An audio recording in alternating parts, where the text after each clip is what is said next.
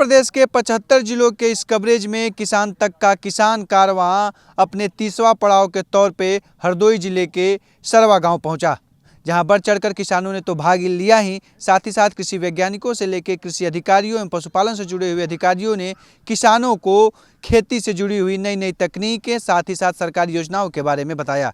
तो आइए जानते हैं पूरा दिन क्या कुछ रहा।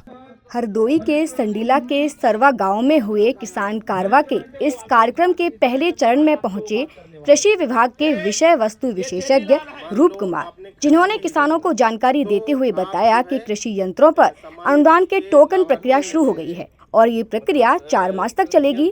सरकार की ओर से अधिकांश कृषि यंत्रों पर 40 से 80% तक सब्सिडी दी जा रही है। इच्छुक किसान कृषि विभाग से संपर्क कर आवेदन कर सकते हैं।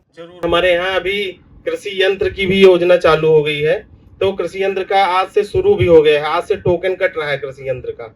आज से 4 मार्च तक आपकी ये बुकिंग की डेट रहेगी। अगर आप इसमें कोई भी किसान इच्छुक है, मतलब कृषि यंत्र लेना चाहता है, तो उसको 50% अनुदान पे कृषि यंत्र आपको मिल जाएंगे। आप कृषि यंत्र का सबसे पहले क्या करेंगे कि आपको टोकन कटवाना है। मान लीजिए आप रोटावेटर लेना चाहते हैं या सुपर सीडर लेना चाहते हैं या सीड्रिल मशीन लेना चाहते हैं बुआई के लिए, तो आपको सबसे पहले उसी यंत्र का टोकन जनरेट कराना होगा। आपका टोकन कट जाएगा। उसके बाद में अगर आपके ब्लॉक में लक्ष्य ज्यादा, मतलब लक्ष्य कम है और बुकिंग ज्यादा हो जाती है, तो ई लॉटरी होती है। इसकी ई लॉटरी के माध्यम से उसमें जो किसान चयनित हो जाएगा उसको मैसेज आ जाएगा और वो अपना यंत्र खरीद के और अपना बिल लगा के और उसको 50% अनुदान मिल जाएगा। जितने का किसान खरीदेगा, मान लीजिए 1 लाख का खरीदा रोटावेटर, तो आपको 50,000 आपके खाते में अनुदान के रूप में चला जाएगा। वहीं किसान कारवा के दूसरे चरण में पहुंचे जिला मुख्य पशु चिकित्सा अधिकारी डॉक्टर AK सिंह, जिन्होंने बताया कि राज्य भर में मुंह पक्का और खुरपा रोग से बचाव के लिए FMD टीकाकरण अभियान चलाया जा रहा है। उन्होंने कहा कि यदि किसान खेती के साथ गाय, बकरी, भेड़ और मुर्गी पालन को अपनाते हैं तो वे अपनी आय को दोगुना कर सकते हैं। खेती किसानी के साथ साइड में अगर आपके पशुपालन भी है, बकरी पालन है, भेड़ पालन है, तो आपकी आय दुगनी होगी। बकरी पालन, एक बकरी खाट भर जगह है, एक बकरी जिला लो। आपका लड़का बीमार हो जाए तो बताओ, आपका लड़का कुपोषित हो जाए तो बताओ। जितना बकरी के दूध में ताकत है, जितना महीन प्रोटीन है कि जो है, जिसको माँ का दूध नहीं पचता, गाय का दूध नहीं पचता, उसको बकरी का दूध पच जाता है। हमारे शास्त्रों में कहा गया है, जैसा अन्न वैसा मन वैसा तन। बकरी खाती कैसे है? 2 टांग ऐसे उठा लेती है और वो बाहर जो ऊपर वाला एपिकल वाला भार पत्ती वही खाती है। यहाँ बहुत सारे वैज्ञानिक बैठे हैं कृषि विज्ञान केंद्र के, इनको मालूम है कि जिन पत्ती के सबसे ऊपर फून लाल है, जो उसमें सबसे ज्यादा विटामिन ए होता है। कहिए डॉक्टर साहब, है कि नहीं? बोलिए। और उस सबसे तावदार पत्ती खाती है, तो जैसी पत्ती खाई वैसे दूध निकला। और वो बकरी का दूध अगर उसका बच्चा पी रहा तो चश्मा लगाएगा? हैं? चश्मा नहीं लगाएगा। और सुनो, सिरोही नस्ल, जमुना पारी नस्ल साल भर में 3-3, 4-4 बच्चे दे देती हैं। एक बकरा 50,000 बिक रहा, गाय तुम्हारे 50,000 नहीं बिकी। धीरे धीरे किसान कारवा का कार्यक्रम आगे बढ़ा और तीसरे चरण में पहुंचे कृषि विज्ञान केंद्र हरदोई की डॉक्टर अंजलि साहू, जिन्होंने किसानों को फसल विविधीकरण अपनाने की सलाह दी। उन्होंने कहा कि किसानों को दलहन और तिलहन की खेती को अपने फसल चक्र में जरूर शामिल करना चाहिए, जिससे मिट्टी की उर्वरकता बनी रहती है और आमदनी में बढ़ोतरी होती है। साथ ही उन्होंने पोषण वाटिका की अवधारणा पर जोर देते हुए बताया कि यदि किसान रसायन मुक्त सब्जियां खाना चाहते हैं तो अपने घर के आसपास पोषण वाटिका लगाकर ताजी और सुरक्षित सब्जियों प्राप्त कर सकते हैं। कोई ना कोई एक दलहनी फसल हमारे फसल चक्र में जरूर होनी चाहिए, क्योंकि दलहनी फसल जो होती है, अभी हमारा देश इस दिशा में आत्मनिर्भर नहीं है। हमें दालों का, तेलों का बाहर से आयात करना पड़ता है, जिसमें हमारे देश का बहुत पैसा खर्च होता है। और उसके बदले में जब हम अनाज जो चावल है इसको ज़्यादा उगाते हैं या गेहूं है इसको ज़्यादा उगाते हैं, तो क्या होता है कि इनकी कीमत भी बाजार में और कम हो जाती है, जिससे खेती का जो फायदा है वो और कम होता है। तो इस फायदे को अगर हम बढ़ाना चाहते हैं तो हमें दलहनी और तिलहनी फसलों को अपने फसल चक्र में शामिल करना चाहिए, और उसके साथ साथ जो हमारे दैनिक आवश्यकता है जैसे फल और सब्जियां, इनको तो हमें हर किसान को अपने घर के पास छोटी सी बगीचा बना करके जरूर उगाना चाहिए। अगर आप 10 स्क्वायर मीटर की एक एक क्यारी बनाते हैं तो इस तरीके से 100 स्क्वायर मीटर में आपकी 10 क्यारी बन जाएंगी, जिसमें अलग अलग मौसम की जो सब्जियां होती हैं, जो दलहनी फसलें, जो दलहनी वाली सब्जियां हैं या जो कंद वाली सब्जियां हैं, जो हरी सब्जियां हैं, जड़ मूल वाली सब्जियां हैं, इस तरह से बहुत तरह की सब्जियों को आप उसमें लगा सकते हैं। और इन सब्जियों का जो स्वाद होता है वो भी अच्छा होता है, इसका जो पोषक मूल्य होता है वो भी बढ़ता है, और दूसरे इसको देखकर जो आपका मन प्रसन्न होता है वो भी आपके स्वास्थ्य को वर्धित करता है। तो इसलिए अगर आपको स्वस्थ रहना है तो भोजन हमें चाहिए, और भोजन करना है तो हमें उगाना है।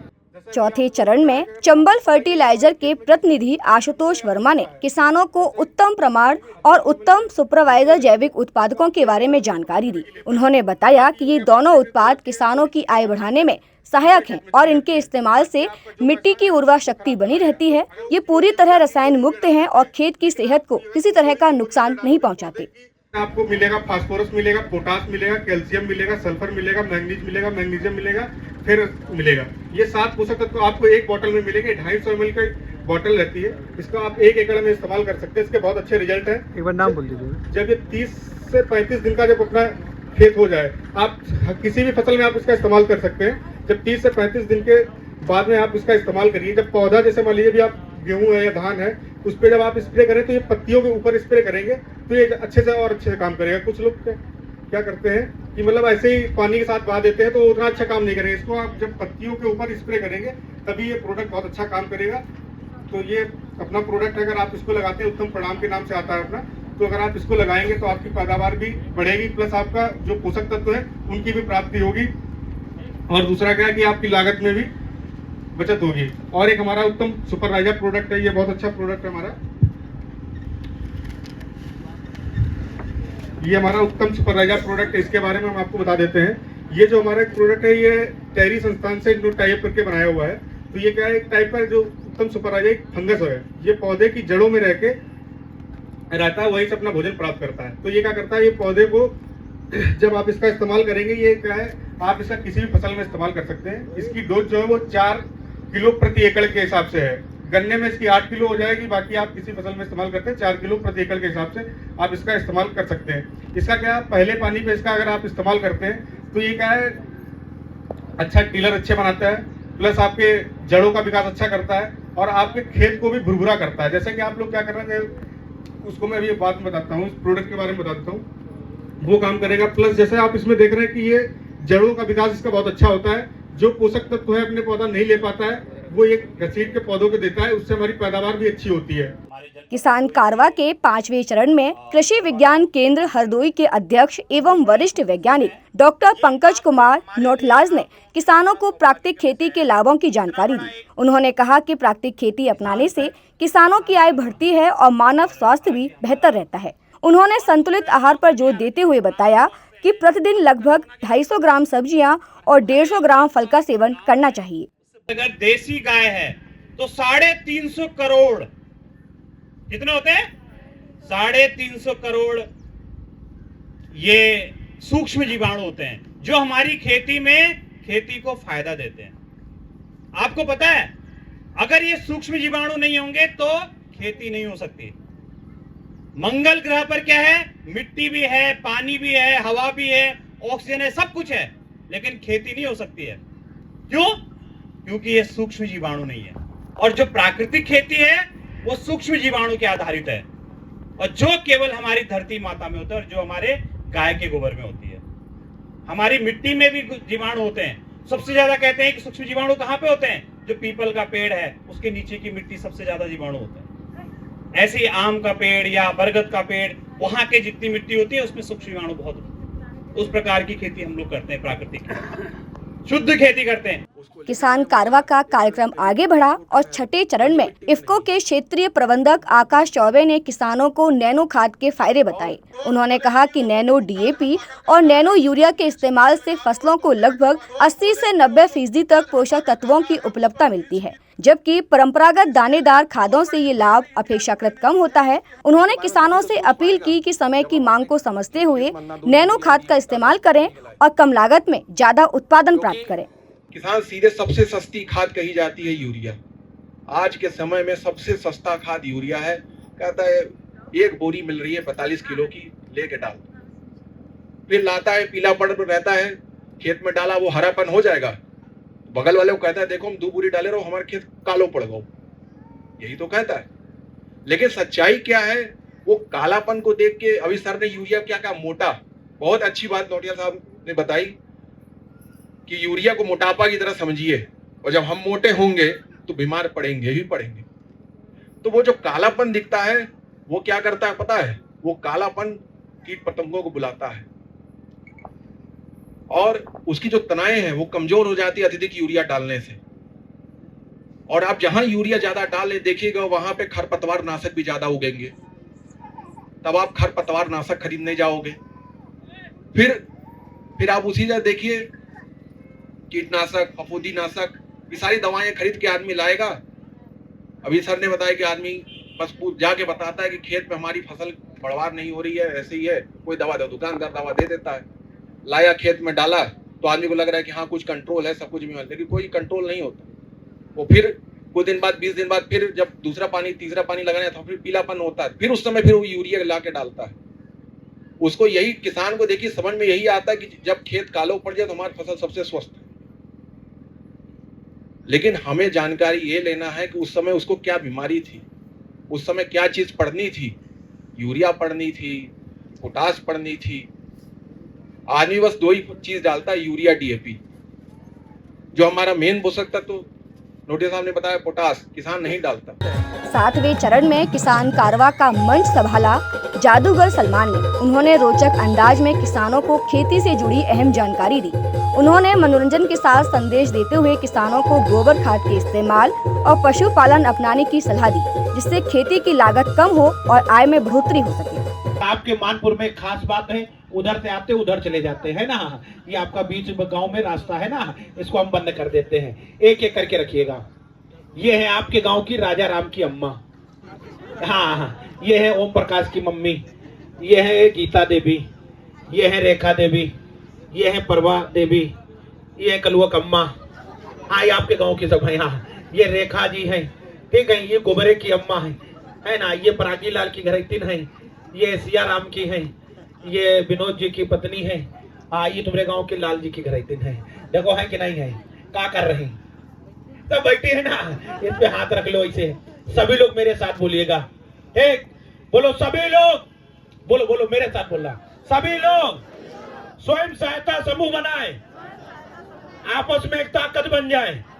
10 महिलाओं से कम ना हो, 20 से अधिक ना हो, आप लोगों का एक समूह बनता है। पुरुष भी अपने घर जाकर महिलाओं को बताइएगा, 10 महिलाओं से कम ना हो, 20 से अधिक ना हो, एक समूह बनता है। फिर उनको सिलाई, कढ़ाई, अचार, मुरब्बा ऐसी ट्रेनिंग दी जाती।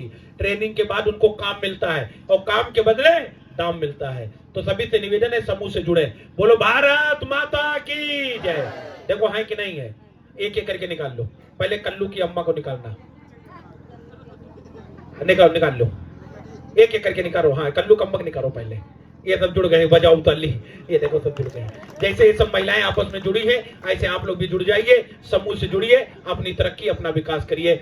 वहीं कार्यक्रम के 8वें चरण में लक्की ड्रॉ का आयोजन किया गया, जिसमें चयनित प्रतिभागियों के नामों की घोषणा की गई। इस दौरान 500 रुपए के 10 पुरस्कार किसानों को वितरित किए गए। पहला पुरस्कार किसान सोमेश्वर को मिला, जिन्हें 3000 रुपए की नगद राशि दी गई। वहीं दूसरा पुरस्कार चौधरायन ने जीता, उन्हें 2000 रुपए की नगद राशि दी गई। कार्यक्रम के अंत में हरदोई के किसान नई जानकारियां और मुस्कान के साथ अपने घर की ओर रवाना हुए। किसान तक का किसान कारवा, क्योंकि खाना है तो उगाना है। अगर ये वीडियो आपको पसंद आया है तो इसे लाइक ज़रूर करें। अगर चैनल अभी तक सब्सक्राइब नहीं किया है तो कर लें और नोटिफिकेशन पाने के लिए बेल आइकन भी दबा दें।